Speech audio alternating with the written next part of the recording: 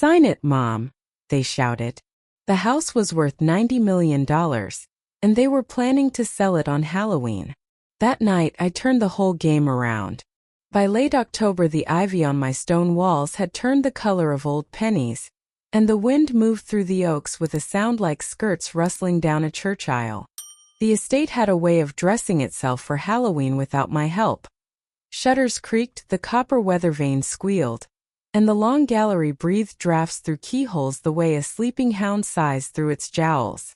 My grandchildren begged for a party, and my children, well, they smiled too wide and talked in numbers. 90 million, they said in the pantry when they thought I was in the garden. 90 million and haunted cells. They made a show of it, bless them. By afternoon, ladders leaned against verandas while colored bulbs were strung from porch to pecan tree. In the ballroom, tarps were rolled back to let the parquet shine under wax. And up on the balcony, my late husband's brass telescope received a dusting as if it were a guest of honor. Someone set a punch bowl under the chandelier, cold as a pond in November, and floated slices of orange and star anise for spook. "Guests will arrive by 8, my eldest announced, reading from a clipboard like a town crier. I dressed early, more out of habit than excitement. When you keep a house this size, you learn to be ready before the trouble arrives. I chose a black silk dress that had lived 40 years in my wardrobe, and a string of pearls that knew every family argument we'd ever had. In my pocket I tucked a square of lavender sachet and a fountain pen, the blue ink still true. Downstairs, the caterers tramped past with silver trays while the pumpkin lanterns blazed along the north terrace, their carved mouths wobbling with candle breath. A mail truck had brought a crate that morning. "Stage props," my daughter said. I watched the footmen haul out a rubber raven, a fog machine, 3 old-fashioned candelabra, and a sheaf of printed brochures. Halloween auction at Ashford House. One night only. The ink was still tacky on the cover. My son-in-law practiced a spiel in the library. "Authentic haunted history," he said, pointing to the plaster medallions, the marble hearth, the portraits leaning from their frames. "Big city bidders love a good fright." He noticed me and brightened. "Mother, will honor the family legacy. Just sign here so we can stage the paperwork." I kept my hands folded and asked after the grandchildren instead. The little ones were busy as squirrels. In the morning room, they dangling paper bats from the archway. In the kitchen, they dipped apples until hard toffee glassed their cheeks. I helped them arrange the pumpkins along the front steps, 30 in all, each fat and smug, each with its own grin. "Tell us a ghost story," they pleaded. And I told them about the night the hurricane spit shutters across the lawn and left wet footprints in the blue room. That was true, and true stories sound best on Halloween. By twilight the house hummed. Cars turned in under the porte cochere, tires whispering over gravel. Guests floated in with capes and lace and feathers, their laughter sticky with caramel and brandy. The band tested a foxtrot in the ballroom. A cousin from Savannah draped herself in black net and called me Queen of the Night, then asked if the old chapel on the ground still held relics. I told her the chapel held spiders and a stubborn damp, and she kissed the air near my cheek. My children moved among the guests like ushers, introducing the auction concept with a confident shine. They had set a small table near the harpsichord, discreet, almost bashful, with a pen on a silver chain and a leather folder. I noticed how often one or another of them steered me in its direction. "You'll like the brochure, Mother," my daughter said, opening it to a page that showed the facade in moonlight, cleverly retouched. "All we need is your blessing, just a ceremonial thing." The pen gleamed under the lamps. A chill slid through the parlor though the hearth was stacked high, and in the grate the flames shifted as if listening. I made my rounds instead. In the library I checked the window latches.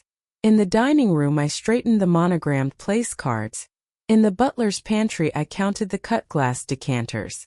Under the stair I paused, as I always do, to touch the newel with the burn mark my boys left in '72 after a 4th of July prank. By the side door the dogs thumped their tails against the wainscot, hoping for sausage. Upstairs, the long hall smelled of beeswax and cotton sheets. I saw in the mottled mirror that my hair was behaving and my eyes were clear. The house nodded to me in those mirrors, as it has my whole life. By 8, someone rang a handheld bell. Lanterns shivered across the lawn. The crowd collected around the makeshift dais. My eldest son climbed the steps with the confidence of a small-town mayor. "Ladies and gentlemen," he began, "tonight we open Ashford House to its next chapter. You'll find history in every panel, secrets in every threshold." He lifted his glass to me, and the company followed. I lifted mine back, a small salute. The music swelled, and the punch flowed, and I felt the house's bones settle around us like a great animal lowering to rest. In the kitchen, behind swinging doors, a whisper started that this would be the last party here. "An era ending," the caterer said, laying out petit fours in a perfect regiment. I heard the word papers again, carried on the swirl of coats and perfume. At the small table by the harpsichord, the leather folder waited with all the patience in the world. Someone had tied an orange ribbon around it, jaunty as a ticket at a fair. My daughter took my elbow. "Just a signature, Mother. For the stage managers. We'll handle the rest." I smiled for her and let the music run through me. Outside, the wind worried the ivy. Somewhere above us in the north tower, a sash slipped and clapped shut. The old house was speaking its mother tongue. I took a fresh glass of punch, cooled my palm on its frost, and walked past the little table without stopping, toward the ballroom where the ghost of a waltz was about to begin. The night had only just set its mask upon us. There was time yet for every secret it meant to show. Halloween night arrived with a bitter wind that rattled the shutters of my estate. The children and grandchildren had spent all day filling the house with carved pumpkins, plastic cobwebs, and paper ghosts that dangled from the chandeliers. From the outside it looked like a celebration. But I knew better. It wasn't pumpkins they were after. It wasn't candy. They wanted my house. I moved carefully down the grand staircase, my old bones protesting but my mind sharper than the knives they had hidden in their smiles. My granddaughter Lily greeted me first, a bright paper mask tied to her face. Behind her eyes was that glint, too young for malice, too eager for mischief. "Grandma," she said sweetly, "tonight we're playing a game. Everyone wears a mask and signs their role. It's a tradition now." "A tradition? What nonsense." Around the table they all sat in their costumes, witches, pirates, devils. Even my own son had painted his face white like a skeleton, though I could still see the sweat glistening on his brow. Their lawyer, oh, they hadn't told me he would be here, hovered near the fireplace, shuffling papers disguised as rolls. "Come now, Mother," my son said, handing me a mask shaped like an owl. "We're only having fun. You sign your name and become part of the game." I held that mask in my hands, the paper thin but the meaning thick with deceit. They thought I was blind. They thought age had softened me into clay they could mold. What they didn't know was that for weeks I had been preparing. I had spent late nights alone at my writing desk, the lamp burning low, drafting my own document. My hands shook from age, yes, but the words I wrote were steady. Tonight, in this mask, I carried a folded paper of my own, ink pressed like iron, a document that would change everything. I lifted the owl mask to my face. They clapped and cheered, as if I were a child finally joining their game. "Sign here, Grandma," Lily urged, sliding a paper across the table. Her smile was too eager, too forced. I read the first lines with a glance. It was no game. It was a renouncement, a quiet transfer of power, ink and paper stealing $90 million of stone and history. I took the pen. My fingers curled around it, slow and deliberate. I bent low, the mask hiding my eyes, and instead of their paper, I pulled mine from within the folds of my sleeve. With a sweep of my hand I signed, not their trap but my salvation. The lawyer leaned forward, too quick, too hungry. He gathered the paper without looking, slipped it into his folder and declared, "Done." His voice carried triumph. The children clapped again, foolish blind. But I smiled. Oh, I smiled. Later, as they danced around the bonfire outside, masks slipping from sweaty faces, I sat quietly on the porch swing. The night smelled of smoke and apples, but beneath it all was the stench of betrayal. They thought they had tricked me. They thought the mask had hidden the truth. But the truth was mine to wield. Inside my paper, signed before their eager eyes, was no renouncement. It was a declaration, a shift of inheritance into my hands, stronger and untouchable. Not theirs, never theirs. I watched the flames lick high into the October sky and felt no fear. They had played their game, and I had won the first round. The air in the house was still thick with laughter and the smell of spice cider when I announced the next game.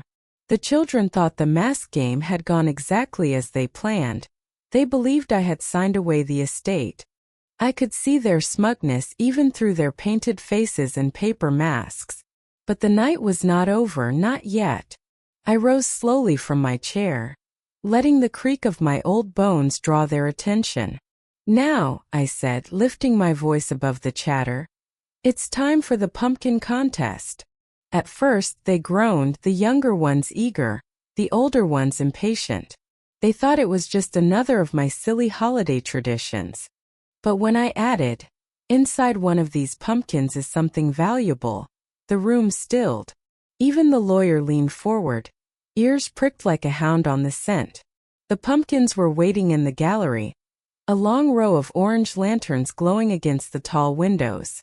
I had spent the better part of the week preparing them, carving their faces in secret, choosing the one that would carry more than just a candle. "This is how it will work," I explained. "Each of you gets to choose one pumpkin. If you find the special prize, it's yours." The children squealed, their masks bobbing as they rushed forward. The adults hung back, pretending not to care, though I could see their eyes darting, weighing, calculating. The pumpkins flickered in the candlelight, some with wide grins, others scowling. They all looked the same from the outside, but only I knew which one mattered. Inside it, wrapped carefully in velvet, was a small brass key. A key to the basement safe where shares worth $40 million rested untouched. I folded my hands and watched them scramble. Small fingers tapped on shells, little knuckles rapped on rinds, as if listening for hollow secrets. The older ones pretended to help their children, but their eyes betrayed them. They were hunting too. One of my grandsons knocked on a pumpkin and grinned. "This one sounds different," he cried. His mother swooped in, her hand greedy on the stem. She lifted it and shook it. A faint metallic rattle sang from inside.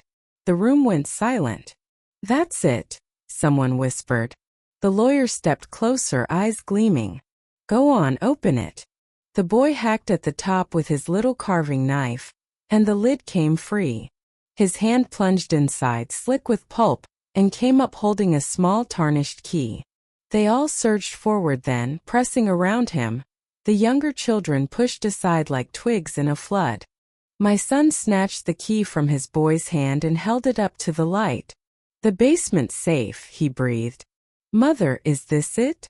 I smiled thinly. "If you think so." They didn't wait for more. A chorus of chairs scraped against the floor as half the family bolted for the cellar stairs, their footsteps pounding in unison. The lawyer was swept along in the rush, shouting instructions over the din. The younger children followed behind, confused but excited, their paper masks slipping askew. Only a few of us stayed in the gallery. I sat back in my chair, shawl over my shoulders, listening to the thunder below. From the cellar came muffled voices, sharp with frustration, metal scraping, tumblers refusing to yield. Then shouts, angry echoing. "It doesn't fit," my son roared.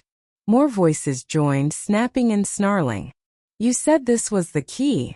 It's useless. She tricked us."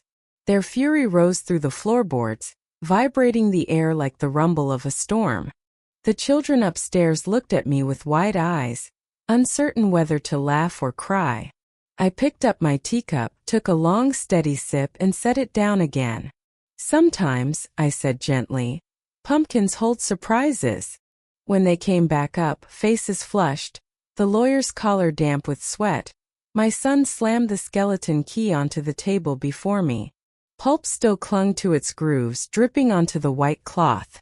"What is the meaning of this?" he demanded. "Just a game," I said, as calm as the grave. "It is Halloween after all." The lawyer leaned in close, lowering his voice, though anger made it shake. "You're playing with fire, madam." "Better than being burned," I replied. They stared at me, their faces dark and tight, the candlelight catching on the sweat of their temples. But none of them dared say more. Not with the guests still laughing in the other rooms, not with the music drifting in from the ballroom. They gathered their anger like cloaks around their shoulders and slunk away, muttering. I sat alone among the row of pumpkins, their carved faces flickering. The one with the true key, the real prize, still waited upstairs in my quarters, safe and untouched. Outside, the October wind rattled the windows. Inside, my trap had closed. They thought me frail, thought me foolish, but on this Halloween night it was I who had written the rules. And the game had only just begun. The laughter and music of the Halloween party carried on long after midnight, but my children's voices had turned sharp and cold. The pumpkin trick had soured their mood, though they hid it poorly behind polite smiles. I could feel their eyes on me, measuring, recalculating, whispering when they thought the guests were too loud to notice. I slipped away from the ballroom and climbed the main staircase, my hand trailing along the carved banister polished smooth by decades of family. Upstairs, the house was quiet. Too quiet. The walls breathed with drafts, and the portraits of ancestors seemed to lean closer, their painted eyes following me. The old estate had always been called haunted, though I had never minded. A house like a person remembers. And tonight I made sure it remembered correctly. You see, they thought me confused, thought me too old to track details. That was their mistake. For weeks, they had been bringing their own papers into my home, folded stacks they claimed were routine, for safekeeping, for signatures. I saw through them. Forged documents, everyone meant to rob me of the estate. They slipped them into drawers, into filing cabinets, even into the library desk where my husband once worked. But what they didn't know was that I had been watching. Slowly, carefully, I began to swap them. Each forged deed, each false will, I replaced with real documents stamped and sealed by the bank in town. I had spent long afternoons in that bank, my cane tapping the tiled floor, while the clerk watched me shuffle papers with steady hands. Just organizing old family records. I told him and he believed me. Now, as the party roared below, I opened my bedroom chest and checked my bundle.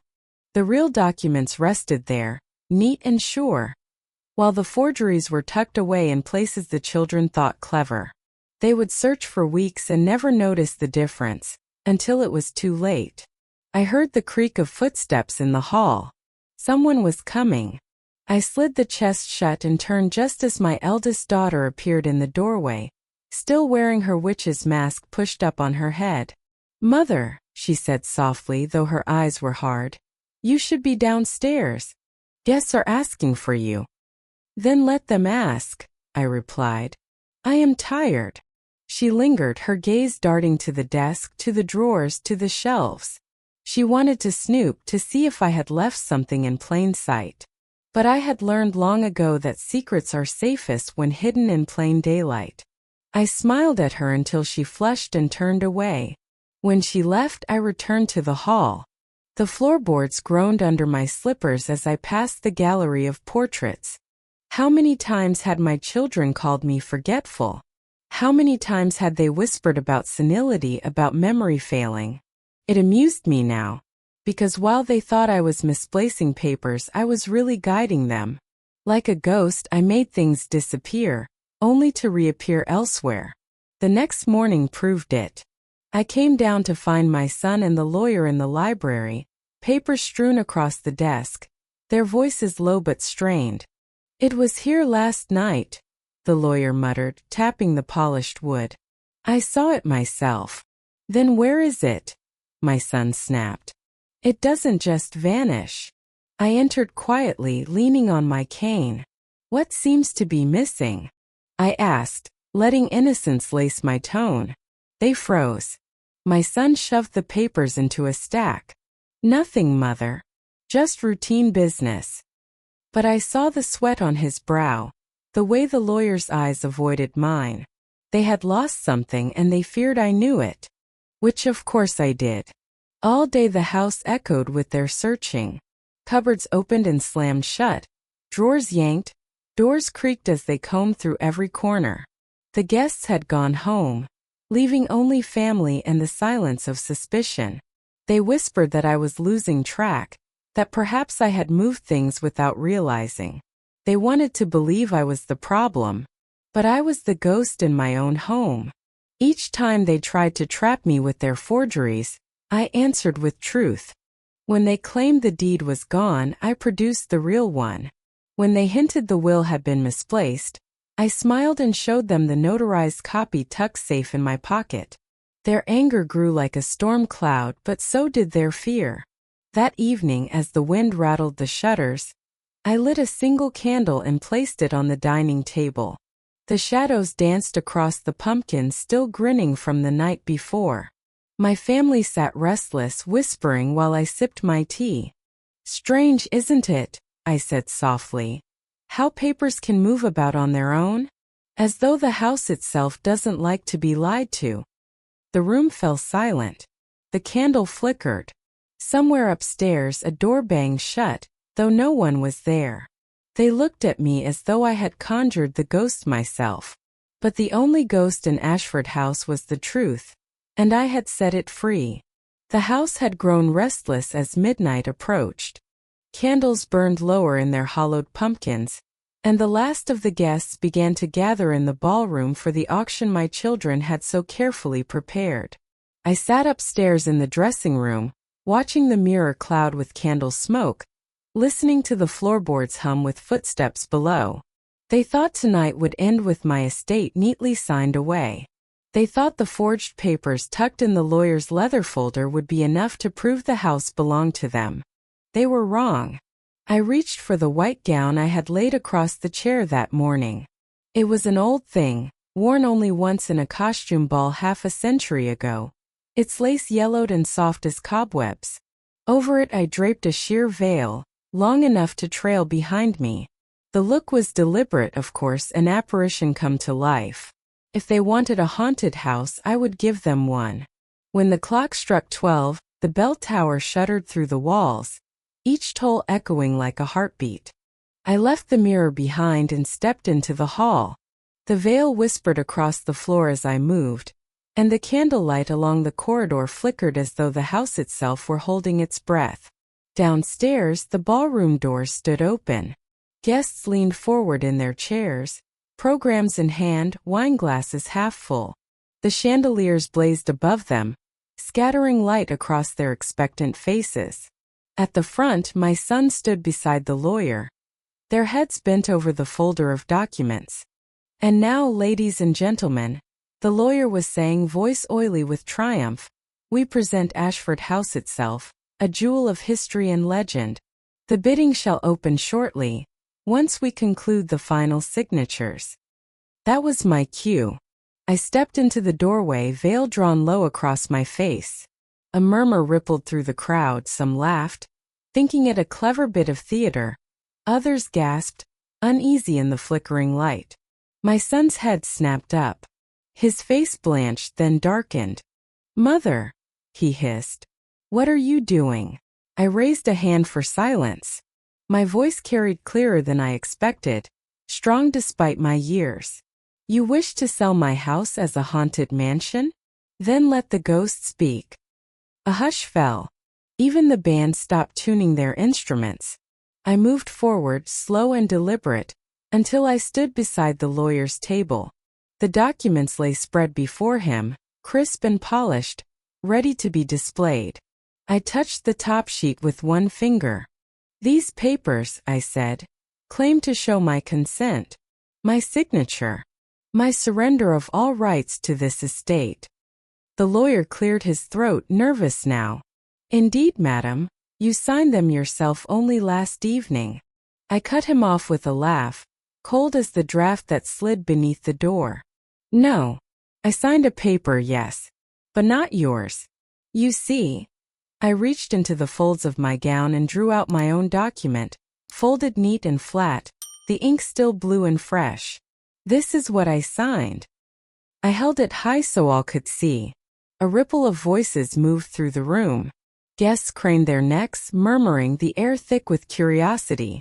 The lawyer lunged forward. This is outrageous. Outrageous. I echoed. Outrageous is forging a mother's name to steal her home. Outrageous is slipping false deeds into her desk and calling her memory feeble. Outrageous is plotting to sell what does not belong to you. Gasps filled the air. Faces turned from me to my son, then back again. The lawyer stammered, but his voice cracked under the weight of the silence. I laid the true document flat on the table. Here are the bank seals. Here is the notarization. And here in my own hand are the words you tried to twist. This house is not yours to sell. Not tonight. Not ever. My son's mask of confidence shattered. His mouth opened but no sound came. The guests began to murmur louder now, whispers spreading like wildfire. The word forgery darted from lip to lip, poisonous and impossible to contain. I let the veil slip back from my face, the candlelight catching the lines time had carved into it. You wanted a haunted house, I said softly. Well, now it is haunted by the truth. The band struck a single uncertain note, then fell silent again. My son staggered back from the table. The lawyer snatched up his folder, flipping pages frantically, but every one of them betrayed him. Signatures wrong, stamps missing, words too clumsy to withstand scrutiny. The crowd erupted then, some in laughter, some in outrage. A few shouted for explanations. Others demanded to know if the auction was even real. A man from the press scribbled furiously in his notebook, his eyes gleaming at the scandal spilling open before him. I stood among them all, calm as a stone in the river. The house seemed to stand taller behind me, its windows rattling as though applauding the truth at last. Midnight had struck. Their scheme was broken, and the night was far from over. The ballroom was in uproar after my revelation. Guests muttered, the lawyer sweated through his collar, and my children stood pale and stiff, caught between rage and shame. Midnight had peeled the mask from them, and there was no hiding now. But their greed hadn't dimmed, it had only sharpened. The moment the crowd began drifting toward the buffet tables, whispering and pointing, my eldest son seized the skeleton key from the table and hissed to his siblings. Downstairs. Now. Before she hides anything else. They thought I didn't hear. They thought their mother's ears had grown as weak as they imagined her mind to be. But I followed, cane in hand, my steps steady as I descended after them into the belly of the house. The basement of Ashford House was no mere storage. Its stone corridors stretched like catacombs, built back in my grandfather's day, when men wanted vaults rather than cupboards. The air was damp, heavy with earth, and the lamps they lit sputtered against the drafts. They hurried ahead, their whispers bouncing off the walls. She has a safe, my daughter muttered. I've heard her speak of it. The lawyer pressed close behind them, his briefcase clutched like a shield. If we find it, we can recover proof of ownership. There may be shares, securities, things we can liquidate quickly. At the end of the corridor, against the wall of rough stone, stood the iron safe. It was taller than a man, its black face scarred with age but its lock shining. I had watched my husband install it half a century ago, when this estate seemed too vast, too fragile to leave unguarded. He had trusted me with the key, and I had trusted no one else. My son held up the skeleton key, his hand trembling with both greed and anticipation. "This time it must be real," he muttered and shoved it into the lock. The key slid, caught, and spun uselessly. A hollow scrape echoed. He tried again, harder. Nothing. His sister pushed him aside, tried her own hand. Again nothing. The lawyer bit his lip, muttering under his breath, and the others began to quarrel. "Mother tricked us." No, she couldn't have. The key was planted. I let their panic rise like steam before stepping forward. "You're right," I said quietly. "That key is worthless. But this one." From my pocket, I drew the real brass key, heavy and gleaming even in the dim lantern light. The sound it made against my palm was clear, decisive, final. Their eyes locked on it, wide as children's, hungry as wolves. "Give it to us," my son demanded. I shook my head. "No. You will watch." I knelt slowly, the stone floor cold against my knees, and slid the key into the lock. It turned with the deep, satisfying clunk of iron yielding to trust. The door groaned open, the scent of old wood and ink spilling out like a memory. Inside lay ledgers, folders, and stacks of envelopes tied with ribbon. On the top shelf rested a cedar box, polished smooth, and within it the documents that mattered most. Ownership deeds, bank records, and certificates of stock worth $40 million. Untouched. Untouchable.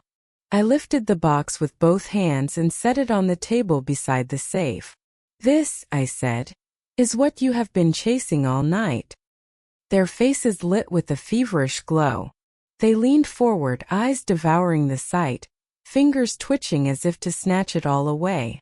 But none of them dared move closer. Not while the lantern light cast me in shadow.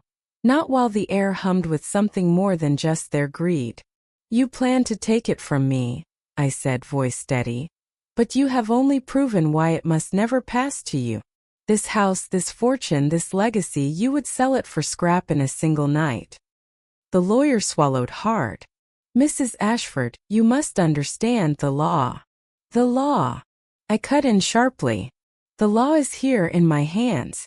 Stamped, sealed, witnessed. You brought forgery into my home, and now you will face what comes of it." Silence thickened, broken only by the hiss of the lantern flame. My children stood as though shackled, their eyes flicking from the documents to me, from me to the yawning dark of the cellar. I closed the safe again, turning the key until the iron lock clicked home. Then I slid the brass key back into my pocket. "If you want this fortune," I told them, "you will have to bury me to get it. And even then, you may find I've already buried it deeper than you can dig." They stared at me, trembling between fury and fear. For the first time in years, I saw them not as my children but as intruders in my home. I turned, cane tapping against the stones, and climbed back toward the stairs. Behind me, the cellar swallowed them whole, their whispers falling silent as they realized what I had done. The true fortune was not only hidden in the safe. It was locked in me, and I would not let them take it. By the next morning, the house was quieter, but the silence had a sharp edge. My children avoided me at breakfast, their eyes fixed on their plates, their voices clipped. Only the lawyer seemed unchanged, standing tall in his dark suit, pouring himself coffee as though he were master of the estate. I watched him carefully.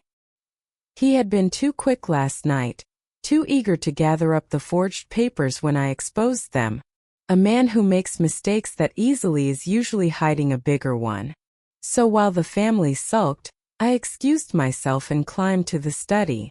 The desk was just as they had left it, drawers half open, papers in disarray. But I knew my house, every creak and corner. And I knew where a desperate man might hide what he couldn't risk carrying openly. It didn't take long. In the false bottom of the lower drawer, beneath a sheaf of blank stationery, I found them, letters. Dozens of them, folded tight, their edges creased from secrecy. I carried them to the light of the window and began to read. The handwriting was neat, precise. Each letter bore the lawyer's name at the bottom, but the words were vile. Correspondence with my son, my daughters, each one discussing how to push me out, how to disguise the forged documents, how to lure me into signing when I was confused. And then one sentence that froze my blood. Once the estate is sold, my share will be transferred offshore as agreed. So, it wasn't just my children's greed at play. The lawyer had woven himself into the heart of it, promising them safety while carving his own slice of fortune. He was no advisor, he was a conspirator. I folded the letters back into their envelope, but not to return them. No, I had other plans. That evening, as the guests for the so-called auction drifted back to the house, I invited a few extra faces. Journalists from the city, men and women with sharp pencils and sharper eyes. They had come expecting a haunted house story, a quaint piece for the holiday edition. What they found instead would fill front pages. When the family saw the reporters, their faces drained of color. The lawyer tried to smile, tried to keep his composure. Publicity, he muttered to them. It could help the bidding. I let them stew in that false comfort until the ballroom filled once more. Then with a slow hand I stepped forward, the envelope of letters held high. Ladies and gentlemen, I began. You have been told this house is haunted. And it is, but not by spirits of the dead. It is haunted by greed, by betrayal, by deceit. I laid the letters on the table before the reporters. Here are the words of those who would sell what was never theirs. Not only my children but this man, this lawyer, who swore to protect them. The room broke into whispers, then into gasps as the reporters unfolded the pages. One read aloud, "She is old. She won't know what she's signing." Another, "The auctioneer must never see the originals. Only what we provide." The lawyer's face turned ashen. My children stammered, reaching for excuses, but the evidence spoke louder than their tongues. The reporters scribbled, their eyes glittering like hunters on the scent. "You forged my name," I said, voice steady. "You plotted with this man to strip me of my home. And you would have succeeded, had you not mistaken my silence for weakness." The lawyer tried to protest. "Madam, those letters, surely you misunderstand." I cut him short. "The only misunderstanding here is yours. You thought an old woman couldn't fight back." The room erupted, shouts, accusations, the reporters' questions firing like gunshots. My children looked around, cornered, their masks of respectability torn away. The lawyer clutched his briefcase as though it could shield him, but no paper inside could save him now. I stood calm in the storm, letting the truth spread like wildfire. For the first time, it was not me on trial. It was them. And the house that they had wanted to sell as a haunted mansion had become, instead, the place where their own ghosts were dragged into the light. The letters had left them shaken, but I knew their hunger wouldn't die so easily. Greed clings harder than ivy on stone. My children huddled in corners of the ballroom, whispering like thieves while the lawyer paced, his briefcase clutched as though it still held power. But I wasn't done with them, not yet. I returned to the head of the room and laid a fresh stack of papers on the table. Their eyes darted toward it, suspicious, wary. They thought I meant to expose another forgery, another letter. What they didn't expect was what I had been preparing all along. My phantom contract. I smoothed the top page with my hand, the crisp sound slicing through the murmurs. "What you've seen tonight is proof enough of deceit. But what you do not know is that I anticipated it. Every whisper, every scheme. And so I wrote a safeguard." The lawyer narrowed his eyes. "What safeguard?" I lifted the first sheet. "A contract drawn in secret months ago. It states that if anyone attempts to sell Ashford House without my consent, every asset tied to it, land, shares, securities, will be automatically transferred to a foundation." Murmurs spread through the guests, the reporters leaning forward like hounds on a scent. My daughter blurted out, "A foundation? What foundation?" I met her eyes, steady and calm. "One I created myself. The Ashford Cultural Trust. Its purpose is simple: to preserve this estate, and to fund programs for art and theater for children who would never otherwise see such walls. If this house is sold illegally, everything passes to the trust at once. Not to you. Not to your lawyer. To the people. Their faces drained of color. The lawyer reached for the papers, but I drew them back. Ah, they are notarized, witnessed, and filed. You can touch them all you want. It won't change the law. You can't, my son began, but his voice cracked. I already did, I cut in. Gasps rippled across the room. The reporters scribbled furiously, cameras flashing as if lightning had struck inside the ballroom. Guests leaned forward, some laughing, others shaking their heads in astonishment. The lawyer tried to rally. Even if this is true, it doesn't mean the contract would hold in. I silenced him with a raised hand. Do you want to test it in court? You whose letters prove collusion and fraud. You whose hands are already stained with forgery. I welcome it. Let us stand before a judge, and let him see whether the phantom contract is less real than your tricks. The silence that followed was heavy, suffocating. My children shifted, ashamed but unwilling to look at me. Their faces were pale, their pride shattered. They hadn't just lost their scheme, they had lost their inheritance. One of the guests chuckled, breaking the tension. Well, madam, he said, raising his glass, you've turned their haunted house into a house of truth. Laughter broke out, nervous at first, then full-throated. The guests toasted, glasses clinking, while my family shrank into the shadows. The reporters swarmed the table, snapping photographs of the contract, peppering me with questions. Why did you write it? One asked. I looked straight into his eyes. Because I knew the day would come when my own blood would turn against me. I won't let greed devour what was built with love, sweat, and memory. This house does not belong to their schemes, it belongs to history. The lawyer turned on my children, his mask finally gone. You promised me she wouldn't fight. You said she was frail, confused. My daughter cut him off with a hiss. You said it was foolproof. Their voices rose, sharp and ugly, and the guests looked on with a mixture of horror and fascination. The cracks in their conspiracy split wide open for all to see. I let them quarrel, their betrayal spilling into the open, until I lifted my cane and struck it once against the wooden floor. The sound echoed like a gavel. Enough, I said. You have brought shame upon yourselves, not me. This night was your undoing, not mine. And now the world will see you for what you are. The laughter, the scandal, the flashing cameras, it all swirled together in that moment. And through it all I stood calm, as though the house itself were holding me upright. For the phantom contract was no phantom at all. It was my victory written in ink. News spreads faster than fire when scandal is the kindling. By dawn, Ashford House was no longer a grand estate on a hill but a headline. Heiress outsmarts family in midnight auction scandal. Forgery, fraud, and a phantom contract. The reporters had been merciless. They snapped photos of my children's red faces, of the lawyer sweating like a sinner in church, of me standing veiled in the candlelight with the contract in my hands. By the time the guests departed, my family had been unmasked before the very people they hoped would become their buyers. I didn't need to push them further. Their own ambition pushed them straight into ruin. By morning the phones rang off the hook.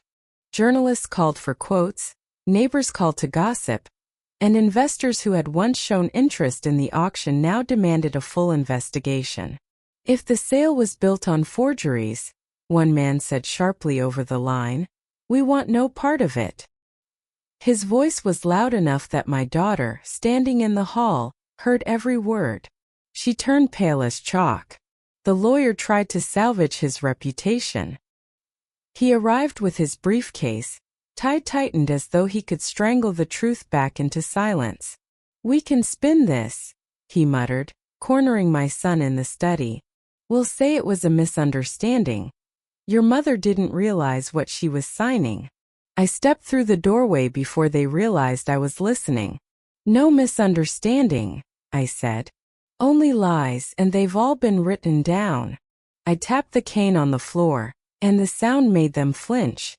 "And the world will read them before long." That afternoon, the first newspaper arrived at the gates. A photographer had caught the moment my son slammed his hand on the table, face twisted with rage. Beneath it ran the caption, "Children caught in heirloom heist."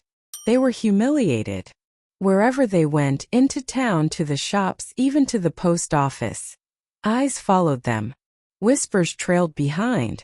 My grandchildren, too young to understand, stared at the pictures on the newsstands and asked questions their parents couldn't answer. I heard my eldest daughter snap one evening at the dinner table. "She's ruined us. Mother has destroyed this family." I set down my spoon and looked her square in the eye. "No. You destroyed yourselves the moment you chose greed over love." She had no answer. None of them did. The backfire grew worse when investors who had traveled for the auction began to demand refunds for their expenses. Hotel rooms, travel costs, even the price of their costumes. Some threatened lawsuits. The lawyer, once so confident, now looked more like a rat cornered in the pantry. He avoided my eyes, avoided the press, avoided his phone. Meanwhile, the guests who had seen everything told their stories freely. One woman described the sight of me, draped in white like a ghost, unveiling the forged documents. Another spoke of the pumpkin game, of the family storming into the basement only to come back empty-handed.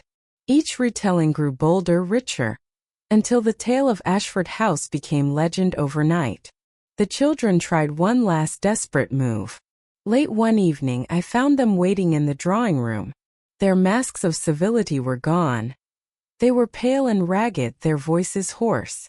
"Mother," my son began, his tone too soft to be genuine, "perhaps we can come to an understanding. You don't want the world to see us torn apart. Think of your grandchildren. Think of the family name." I leaned on my cane and studied their faces. "The family name was yours to honor, and you chose to stain it. You ask for understanding? Then understand this, your schemes are finished." My daughter reached for my hand, but I drew it back. "We only wanted security," she whispered. "Security?" I laughed, though there was no joy in it. "You had security the moment you were born into these walls. What you wanted was power. And now you have nothing but shame." Their eyes glistened with anger, with desperation, but they said no more. They left the room together, heads bowed, as though the house itself had turned its back on them. Outside, the reporters still lingered by the gates, their cameras ready. Tomorrow's papers would carry fresh stories, each one chipping away at the illusion my children had built around themselves. And I knew then that the haunted house they had tried to sell would haunt them instead. Every headline, every photograph, every whisper in the marketplace, a reminder of the night they tried to rob their mother and lost everything. The backfire was complete. And yet my work was not. The days after the scandal were quieter. The reporters moved on to fresher gossip, though their stories left a permanent mark. My children stayed away, ashamed, unable to look me in the eye. For the first time in years, the house felt like mine again. No whispers in the hall, no greedy eyes on my desk. One morning, I gathered the papers from the safe and carried them to the great hall. The sunlight streamed through the tall windows, touching every corner of the room. I laid the deeds, the shares, the phantom contract, all of it on the long oak table. And then I called a press conference of my own. When the journalists arrived, I spoke plainly. Ashford House will not be sold. Not as a haunted mansion. Not as an auction prize. It will become something greater. I told them of my plan, to create a cultural center within these walls. A museum of history, a theater for children. A place for music and art where laughter could echo in rooms once filled with plotting. The Ashford Cultural Trust would hold it all. Not my children, not the lawyer, but the people who would love it without greed. I saw the surprise in their faces, then admiration. For once, the story was not of scandal but of triumph. That night I walked the halls alone, the pumpkins long since dimmed, the house quiet but alive. My children had tried to sell it as a haunted house, but I had turned it into a house of truth. And in that truth I found my peace. The victory was not in keeping the fortune. The victory was in giving it a future. My dears, if in this story you saw yourselves, be sure to write about it in the comments. I would be very interested to read it. Thank you.